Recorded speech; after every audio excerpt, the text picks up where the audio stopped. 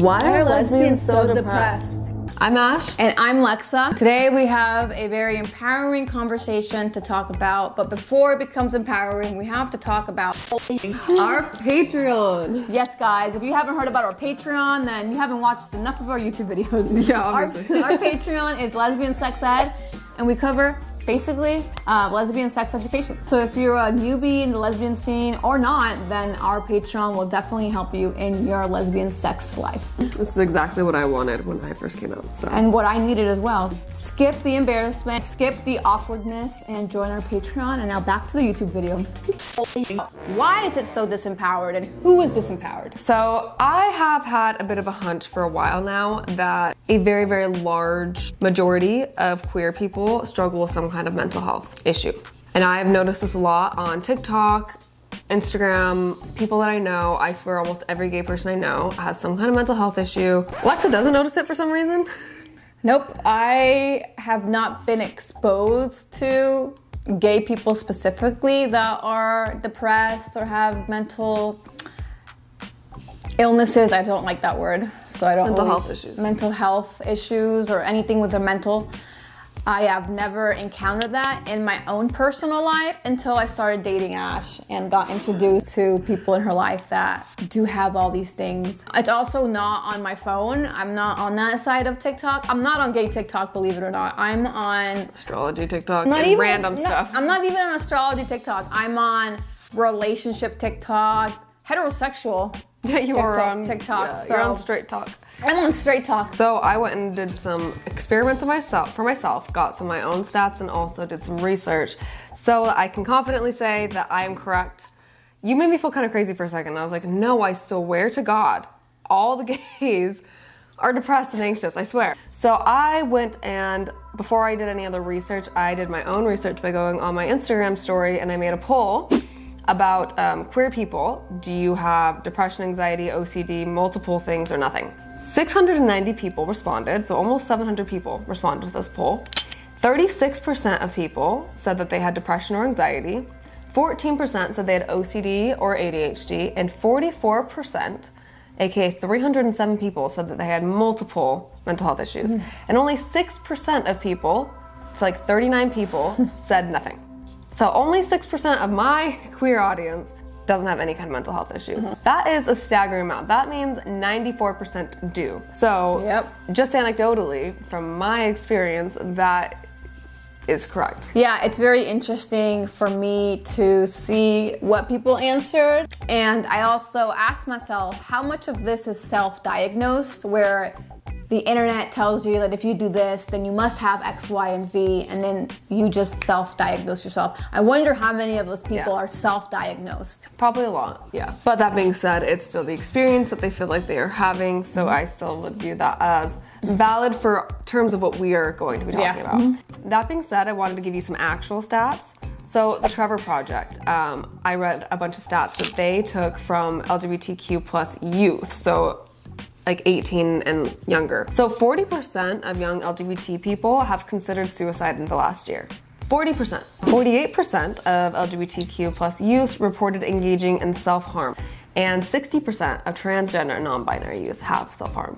68% of LGBTQ plus youths have reported symptoms of generalized anxiety disorder in the past 2 weeks, including more than three out of 4 transgender non-binary youths are experiencing anxiety. So that was the youth. The Trevor Project did that poll for youth.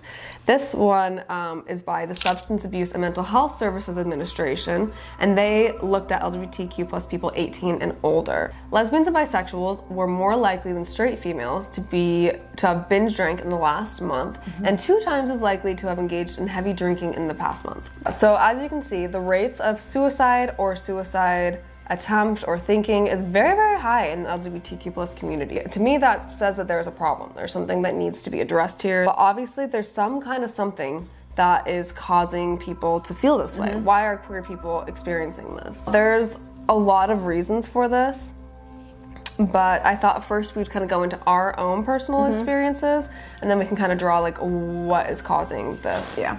I personally am part of the diagnostic when it comes to the use of illicit drugs. I definitely was a drug consumer when I was a teenager, from the ages of, wait, there's a cat coming.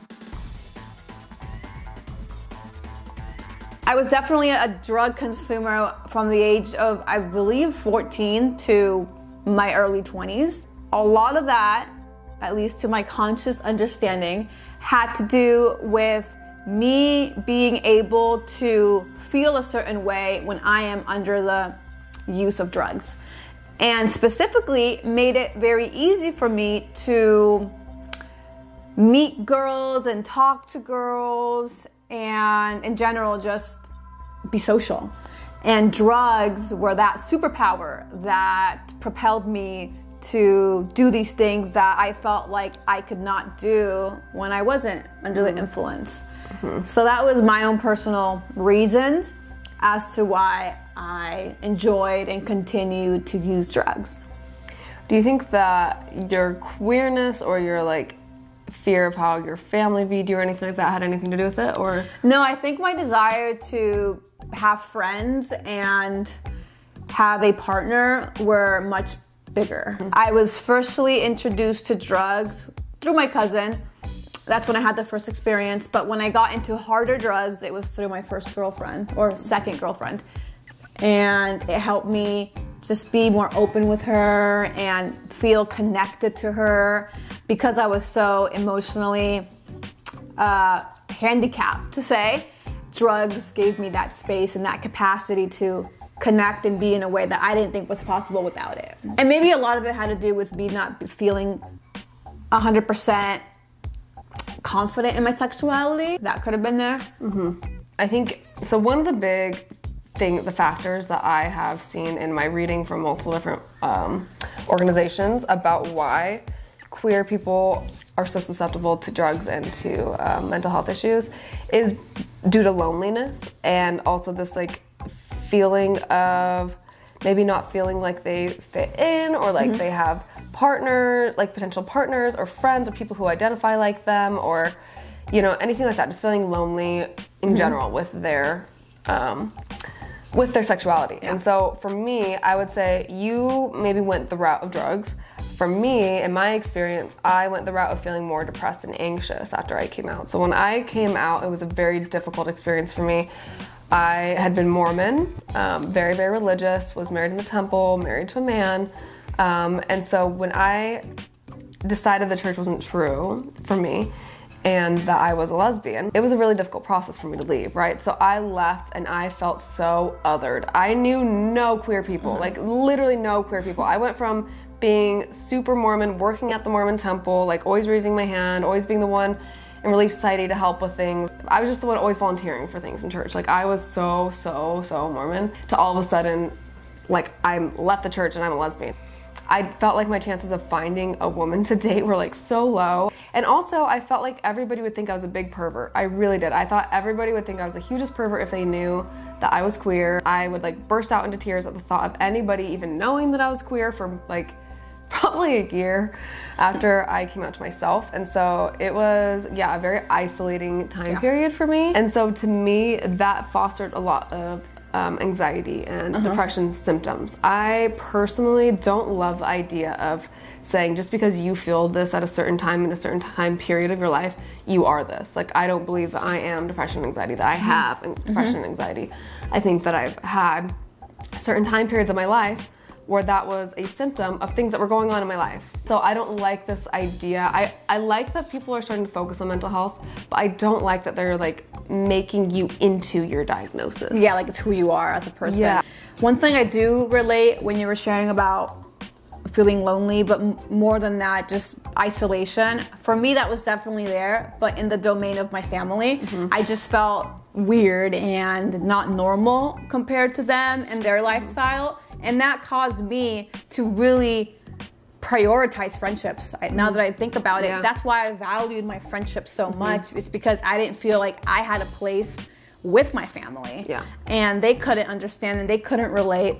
And I found that understanding, because we're just doing drugs, with my friends. And that was my safe space. And that's where I isolated from my family, my mom, anybody in my family.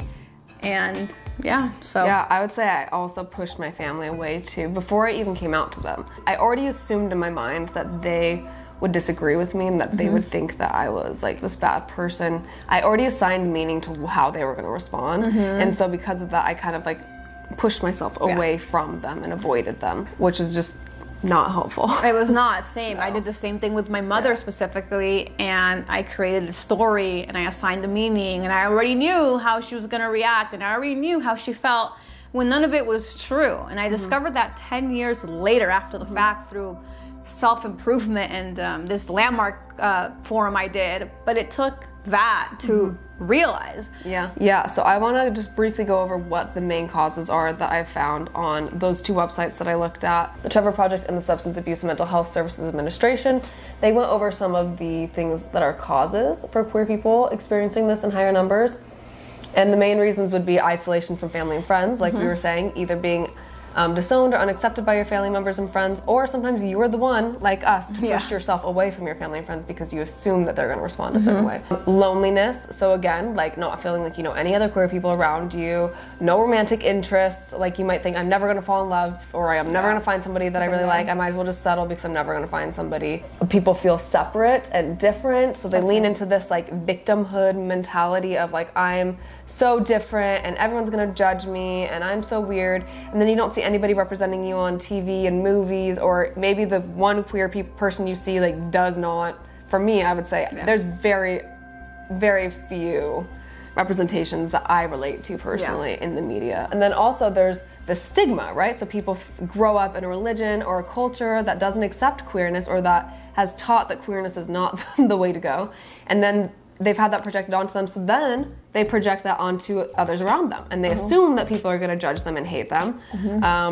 And personally, I believe that you get what you push out into the universe. So if you project out into the universe that people are going to judge you and hate you and gossip about you, that's what you're going to receive back. I also believe in choosing on what you give what power. It's going to happen. There's no avoiding someone harassing me. There's no avoiding someone doing any of these things that you just listed, but do I give it power is a whole different conversation. If I don't give it power, it's not that loud in my life.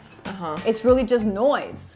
Because of this, this is kind of all just the first introduction to a new series that we're starting. I want to be able to put self-development content out there and things to help with your mental health, specifically for queer people. So this is the stats. This is what you have to look forward to if you do not make changes in your life. If you're currently feeling depressed, anxious, that's gonna continue on in your life until you make a change. What we basically want is for you not to be part of these stats. And I think the first place to start with that is digging into the victimhood mindset, which I struggled with heavily after first coming out. So our next video is gonna be all about getting rid of the toxic queer victimhood mindset. And that might be confronting to you. You might hear that and be defensive immediately, like, but I am a victim. I am like a minority. People do discriminate against me. Cool. Is that serving you in any way to think that? And just so you guys know, we are hosting a trip to Peru for the queers. Yeah, so this is a great opportunity to talk to us in person, but also explore Peru and meet other queer people. Yeah, if you're feeling isolated and you don't have friends or romantic prospects, come to Peru, come meet them. Come find the love of your life or your new best friend. So yeah, we're excited for Peru. It's coming up. Woo. And we're excited for you to be your most empowered self. So stick around. Ciao guys. Bye, ciao.